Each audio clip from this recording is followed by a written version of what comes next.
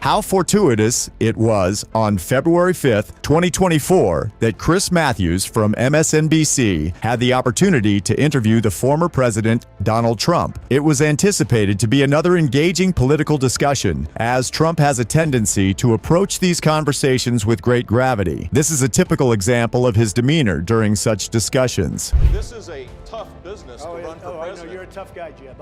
And we need to have... With a mix of reality and Trump's misdeeds as his fuel, Matthews boldly declared that Trump's intelligence is on par with a flickering light bulb. The internet was set ablaze with joy, spreading the news faster than a hyperactive squirrel on caffeine. Though this is not new for Trump, as his controversial TV moments have been quite the spectacle since his days as a real estate mogul. He has been known to misbehave with journalists and media spokespersons for far too long, and this is not the first time he has been called out for his false claims. Who can forget the time he called a CNN reporter a nasty person on live television? That's why I asked it. It's very simple. You're a nasty person, I'll tell you.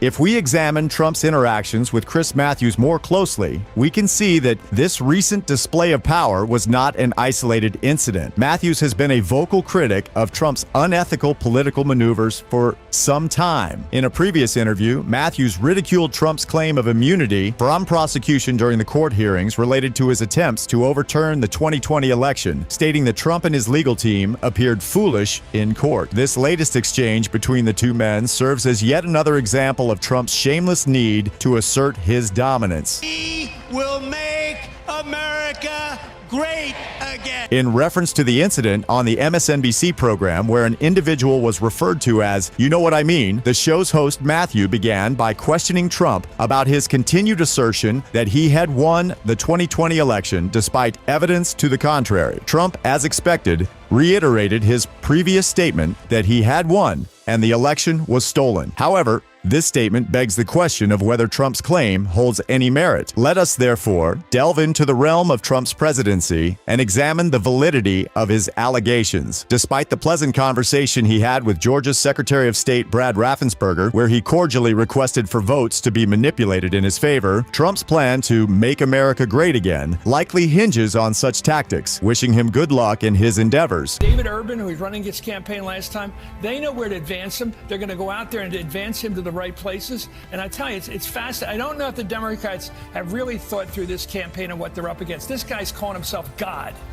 In a recent interview with Chris Matthews, Donald Trump once again raised his suspicions about cheating in the 2020 elections. Matthews politely pointed out that there was no evidence to support Trump's claims. However, Trump couldn't help but accuse Matthews and his associates of being in cahoots with the radical left. Trump then went on to describe a dismal world under President Biden. Matthews had had enough and began to serve up some hard truths to Trump, leaving him looking very uncomfortable. Interestingly, this was not the first time that Chris Matthews had spoken out against Trump. He has expressed his dissatisfaction with Trump's freedom of expression on multiple occasions. As we all know, Trump has pushed the boundaries of presidential power with his eyebrow-raising breaches of tradition and soap opera-worthy antics. Ever since 2016, Chris Matthews has been closely following and interviewing Donald Trump during his presidential campaign. Matthews didn't shy away from posing the difficult questions to the then candidate, and his dislike for Trump was evident. Some people might say that Matthews was too harsh, but others appreciated his boldness in confronting a president who showed little regard for the truth and the law. As for Trump's future and legacy, only time will tell, but Matthews will be there every step of the way, exposing any lies and holding him accountable for his actions. Abortion rights have long been a controversial topic in American politics, and the 2016 presidential election was no different. While Republican candidates were busy finding ways to penalize doctors involved in abortions, Donald Trump labeled himself as pro-life without fully grasping the term's meaning. Instead of punishing medical professionals, Trump had a different approach. The proposal to punish women for seeking abortions implies that they are solely responsible for the decision to end a pregnancy. This mindset is typical of Trump's approach, characterized by hardball tactics tactics and an uncompromising attitude to achieve his goals. However, this approach is not only misguided but also hazardous. It demonstrates a complete disregard for women's rights and freedoms and a lack of understanding of the complexities involved in terminating a pregnancy. In an interview with Chris Matthews in January 2024, Trump exhibited his authoritarian tendencies, raising concerns that his supporters were embracing a potential tyrant. Throughout his election campaign, Trump made derogatory comments about immigrants, dehumanizing them and equating them to poison for the nation. Such rhetoric disregards inclusivity and diversity, fundamental beliefs of the Republican Party. The prospect of violence in the event of an electoral loss is a grave concern that violates the core values of peaceful democratic transition and signals a willingness to do whatever it takes to win. This behavior is unbecoming of anyone running for president and poses a threat to the future of American democracy. In conclusion, the issue of abortion rights is just one of many complex problems facing our country today. It is essential that our leaders approach these issues with compassion, understanding, and a willingness to hear all perspectives. Trump's approach, along with other politicians, highlights a larger issue in American politics, prioritizing ideology and personal gain over the needs of the people. Moving forward, we must demand more from our leaders and hold them accountable for their actions. The lack of respect for the law during the Trump presidency is a disturbing trend that is further emphasized by the apparent disregard for criminal charges, raising serious doubts about the integrity of leadership in the republic. It is crucial that those in positions of power are subject to the law and held accountable for their actions. In a recent interview, Matthews discussed Trump's fraud trial in New York and his comments about Speaker Pelosi and her spouse. During the conversation, Matthews expressed his reservations about Trump's trustworthiness, citing his distrust of others as evidence that he himself cannot